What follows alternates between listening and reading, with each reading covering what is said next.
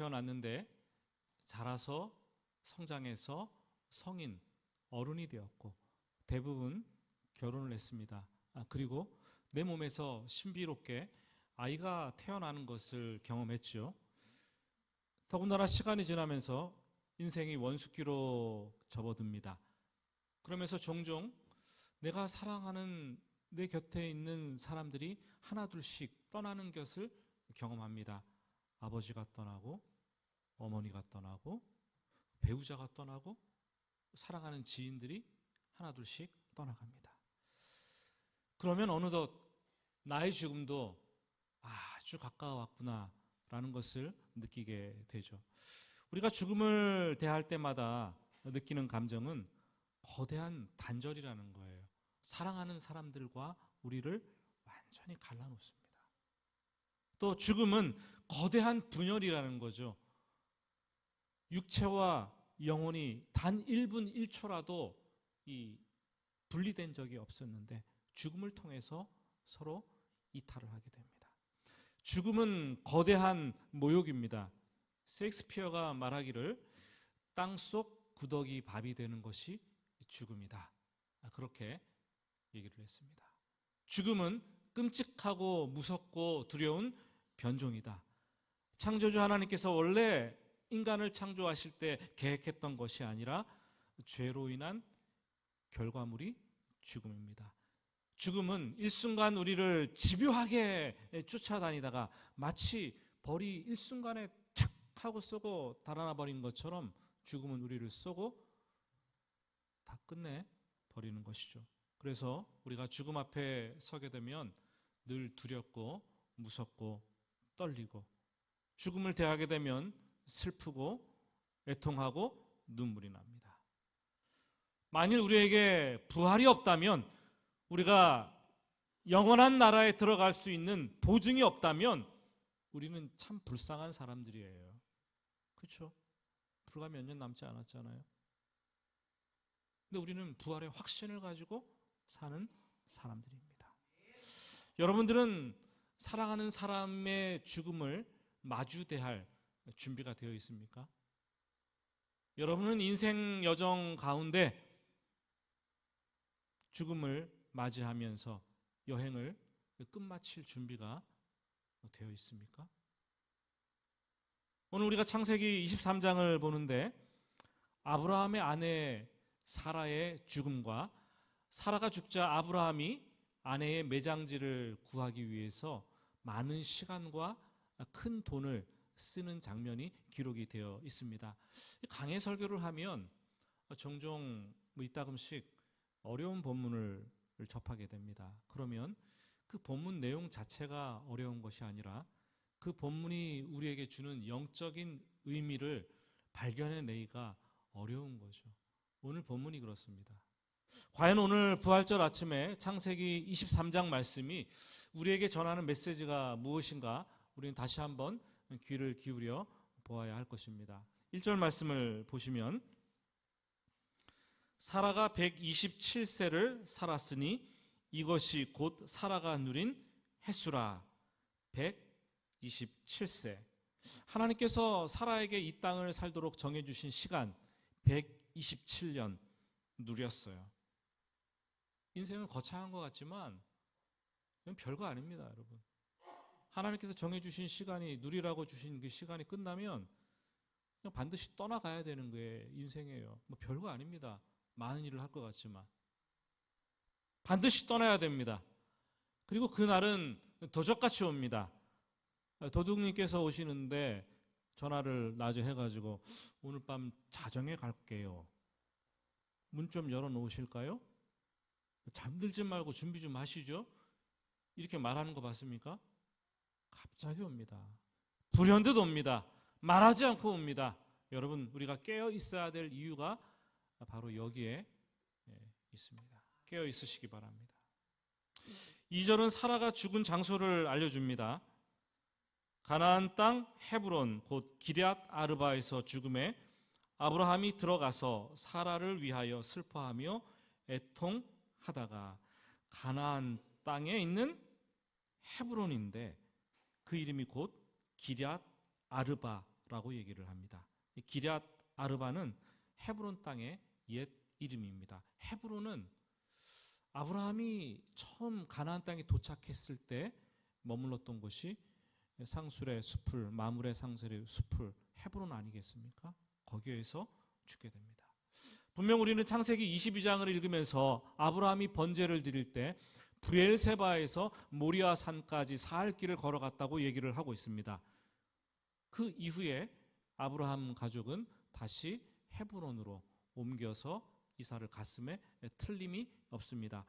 아마 요 헤브론에서 브엘세바까지는 그렇게 멀지 않아요. 한 4km 정도 옮겨서 산 곳이죠. 당시 장례 문화에 따르면 사람이 죽으면 고향에 데려가서 매장을 했습니다.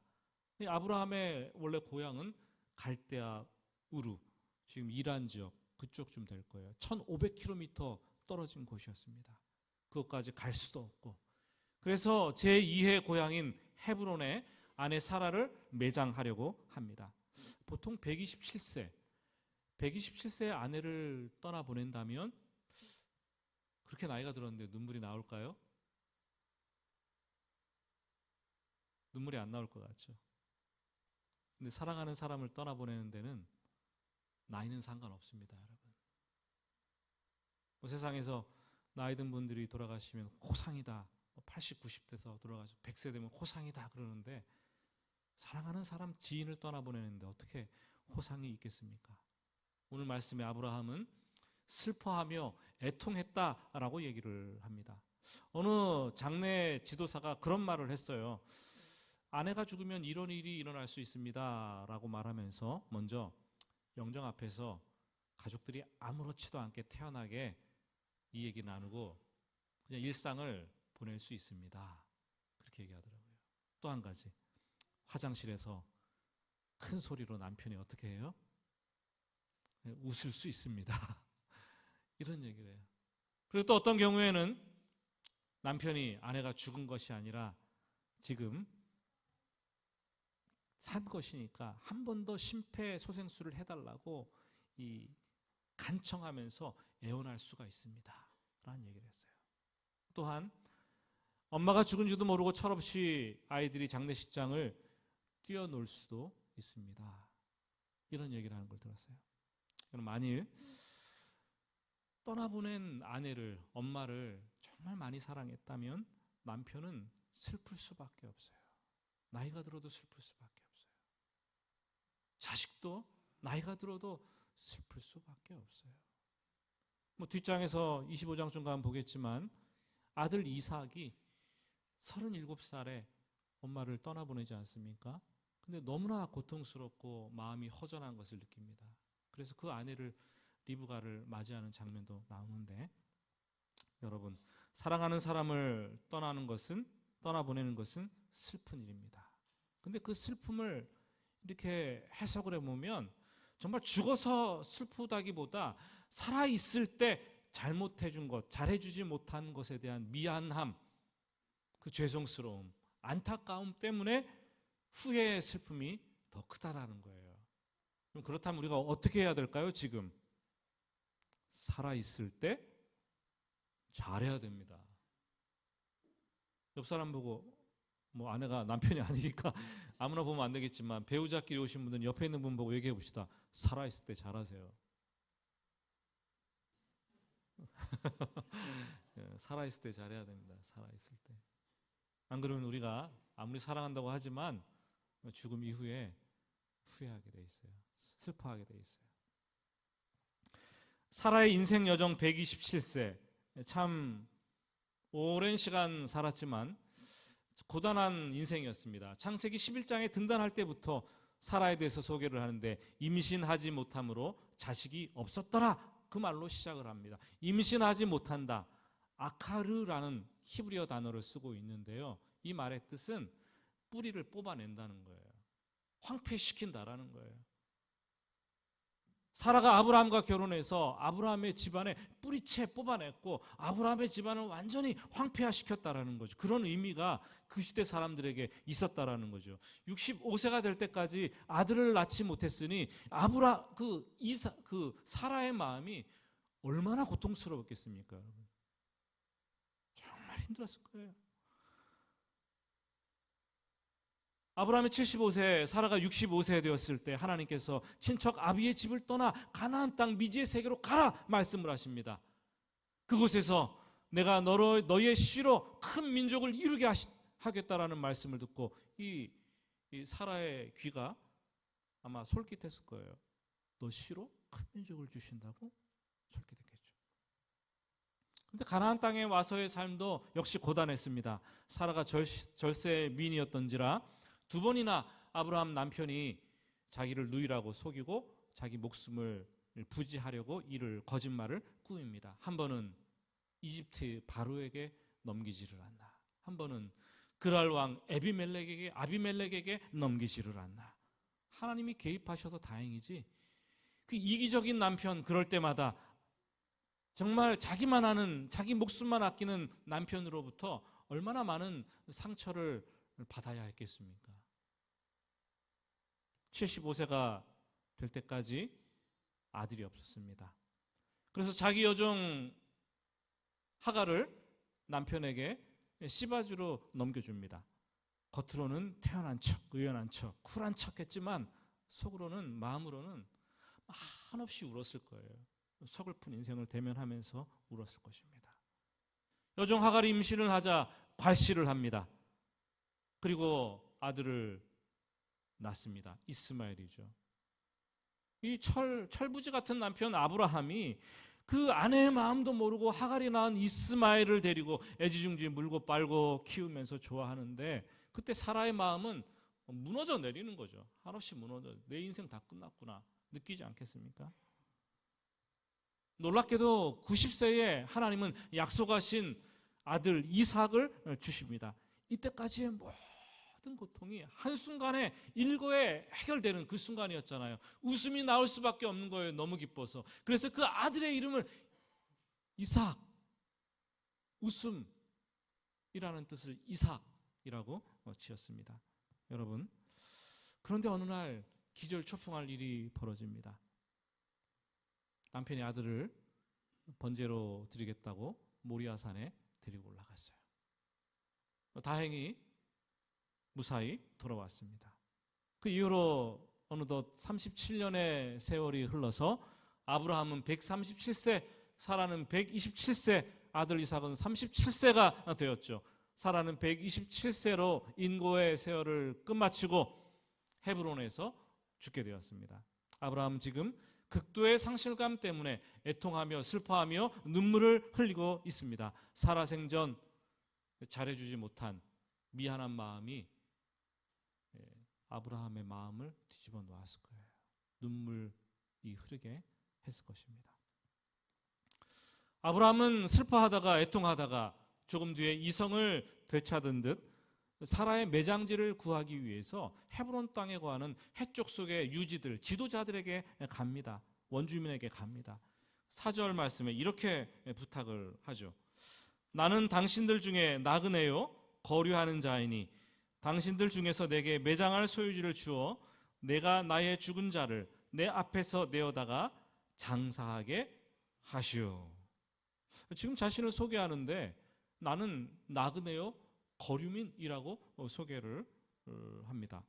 아브라함이 언제부터 가나안 땅에 살면서 자기를 나그네로 생각했을까요? 거류민으로 생각을 했을까요? 사실 아브라함은 가나안 땅에 잔뜩 기대감을 가지고 온 사람입니다. 하나님께서 가라고 말씀하셨기 때문에 그 땅에 가면은 반드시 모든 것이 다 준비되어 있을 거야. 이제는 한평생 멋지게 살면서 장밋빛 인생을 막 설계했을 거예요. 하지만 가나안 땅에 발을 딛고 도착해 보니 큰 충격을 받게 되잖아요. 보니까 원주민들이 그 땅을 이미 다 차지하고 있는 거예요. 내 땅은 한 평조차 없는 거예요. 가나안 땅에 오기만 하면 하나님 말씀에 순종했기 때문에 그냥 그 땅을 날로 다 먹을 줄 알았는데 천막 칠 곳, 거주할 곳, 땅 한 평조차 없는 거죠.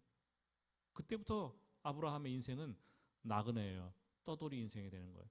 여기 갔다가 저기 갔다가 이집트 갔다가 브엘세바 갔다가 그랄 갔다가 가는 데마다 단을 쌓았지만 떠돌이 인생을 사는 겁니다. 나그네와 객이 되어서 현실을 철저하게 느끼는 거죠. 그리고 훌쩍 시간이 지나서 아내 사라가 죽게 되었을 때 가나안 땅에 매장을 해야 되는데 매장할 땅, 그 땅조차 없는 거예요. 절실히 깨닫는 거죠. 아, 이 땅에서 나는 나그네구나. 나는 거류민밖에 되지 않는구나. 히브리서 성경 기자는 믿음장에서 그 아브라함의 그 상황과 아브라함의 그 생각을 이렇게 해석합니다. 히브리서 11장 13절과 14절 말씀입니다. 이 사람들은 다 믿음을 따라 죽었으며 약속을 받지 못하였으되 그것들을 멀리서 보고 환영하며 또 땅에서는 외국인과 나그네임을 증언하였으니 그들이 이같이 말하는 것은 자기들이 본향 찾는 자임을 나타냄이라. 예.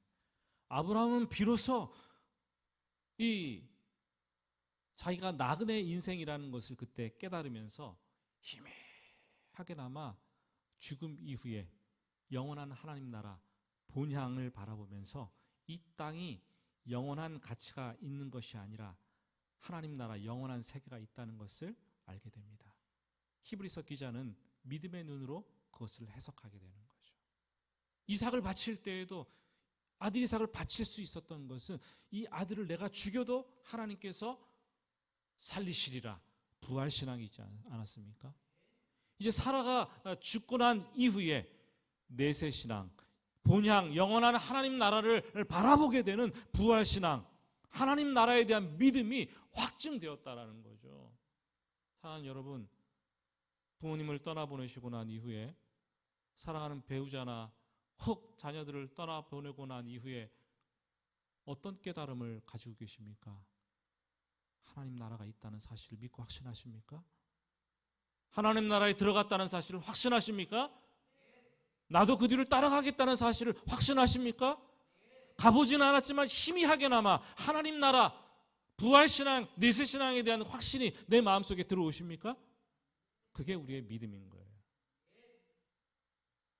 하나님은 우리가 나그네 의식을 가지고 이 땅을 살아가기를 원하십니다. 이 땅에 뿌리를 받고 천년 만년 살 것처럼 그렇게 살지 말라고 하십니다. 필요한 것 이상으로 너무 많은 것을 가지지 말라고 하십니다. 소유에 집착하지 말고 이 땅의 것들에 너무 많은 미련을 두어서 떠나갈 때 눈도 감지 못하고 떠나가지 못하는 그렇게 살지 말라고 하십니다. 이 세상은 잠시 잠깐 지나가는 안개와 같은 것입니다. 우리는 본향 하나님 나라를 찾는 사람들이고 우리의 시민권은 하나님 나라에 있습니다. 아브라함은 언제든지 본향을 향해서 떠날 준비가 되었고 이 땅을 또 그런 마음을 가지고 살아가는 우리 성도들의 마음을 대변하는 대변자의 역할을 오늘 해주고 있습니다. 이어지는 8절 하반절부터 9절까지 말씀을 보시면 아브라함은 사라의 매장지를 구하기 위해서 사기 위해서 이미 뒷조사 다 마쳤어요. 그죠? 그래서 해쪽 속 지도자들에게 가서 에브론이라는 사람의 소유인 막벨라 굴을 내가 사겠습니다라고 얘기를 합니다. 이 굴을 산다는 거죠. 되게 당시에는 이 매장지를 동굴을 이용했습니다. 그런데 막벨라라는 뜻이 이중적이다라는 뜻입니다. 막벨라 굴. 그러니까 그 동굴이 이중의 동굴이라는 거예요. 동굴 안으로 들어갔는데 또 그 안에 뭐가 있어요? 또 동굴이 있는 거예요.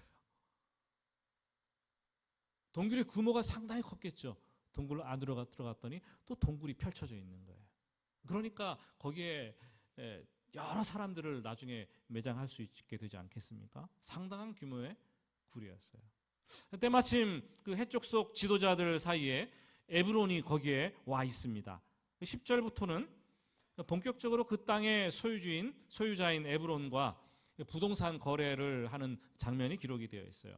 거래 장소는 성문 앞, 모든 사람들이 다 볼 수 있는 공공장소, 공증할 수 있는 장소였습니다. 놀랍게도 그 얘기를 했더니 에브론이 말합니다. 당신과 내가 어떻게 무슨 돈을 주고 받겠어. 그냥 공짜로 주겠어. 다 가지세요. 큰 소리 칩니다. 그럼 우리 어떻게 해야 될까요? 할렐루야. 그래야겠죠. 야, 하나님의 예비하심이 여기에 있구나. 공짜. 아, 감사합니다. 받아야 되지 않겠습니까? 그런데 이 아브라함이 그 호의를 완강하게 거부하는 거예요. 거부하고 내가 반드시 가격을 치르고 이것을 사겠습니다. 말을 하는 거죠. 그러자 이 에브론이 못 이기는 척하면서 슬그머니 그럼 은 400세겔 주시오. 얘기를 하는데 그럼 세상에 공짜가 어디 있겠습니까? 이 에브론은 천하의 장사꾼입니다. 장사꾼이었어요.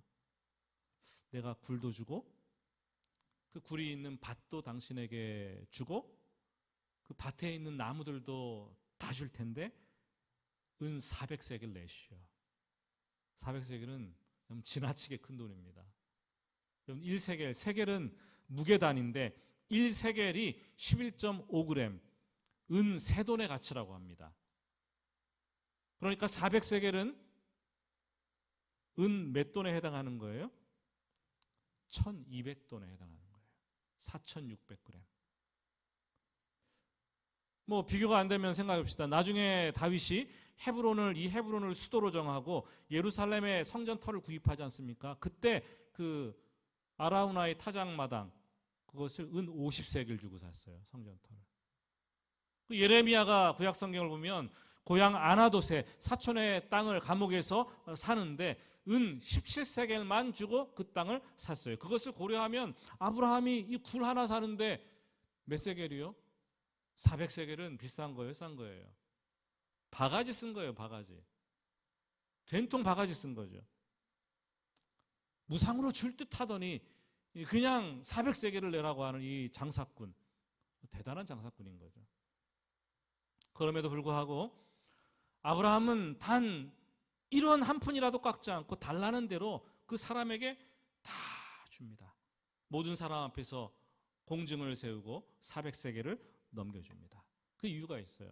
왜냐하면 당시 부동산을 남에게 무상으로 주거나 헐값으로 이렇게 매매할 경우에는 판 사람이 언제든지 법적 소유권을 주장하면서 다시 돌려받을 수 있었다고 합니다. 그래서 아브라함은 모든 사람들 앞에서 공증을 서면서 비싼 값을 치르고 자기의 후손들을 위해서 가나안 땅에 그 땅을 얻기 위해서 영구적으로 소유하기 위해서 그 땅을 아낌없이 대가를 치르고 샀습니다.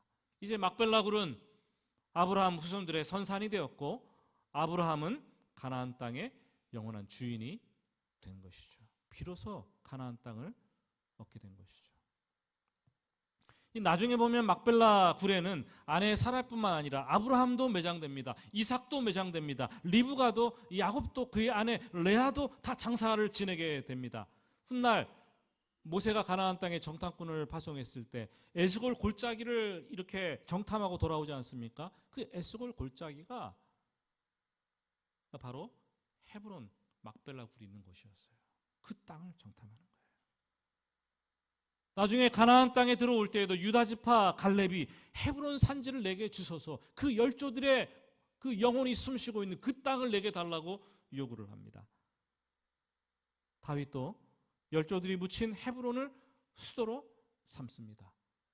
이 아브라함의 후손들은 오매불망 하나님께서 주신 약속의 땅 가나안 땅을 사모했습니다. 막벨라 굴은 후손들이 가나안 땅에 들어갈 수 있도록 인도해주는 교두보와 같은 역할을 했다는 거죠. 인천 상륙작전 때 미국이 우리나라에 들어올 수 있는 그 교두보가 인천 아니었겠습니까? 인천 바닷가 해안 아니겠습니까? 막벨라 굴은 가나안 땅에 이스라엘 백성들 후손들이 들어올 수 있도록 길을 터주는 교두보와 같은 역할이 되었습니다. 그래서 400년 동안 이집트 노예 생활을 하면서도 그들은 선조들이 묻힌 가나안 땅을 꿈꾸게 되는 거죠. AD 70년에 로마 제국에 의해서 예루살렘이 완전히 무너지고 나라를 잃게 되어서 전 세계의 디아스포라 유대인으로 다 흩어져 나그네 생활을 했지만 1948년 5월 4일 나라가 나라를 되찾고 해방을 맞이하기까지 근 2000년 동안 이스라엘 백성들은 가나안 땅을 꿈꿨어요. 그 땅을 꿈꿨습니다. 지금도 이스라엘 백성들은 어디에 있든지 무엇을 하든지 어떻게 살든지 이 본향을 꿈꾸는 회귀 본능, 시오니즘 사상이라고 그러죠. 시오니즘 사상에 젖어서 살아가고 있는 거예요. 말씀을 맺습니다.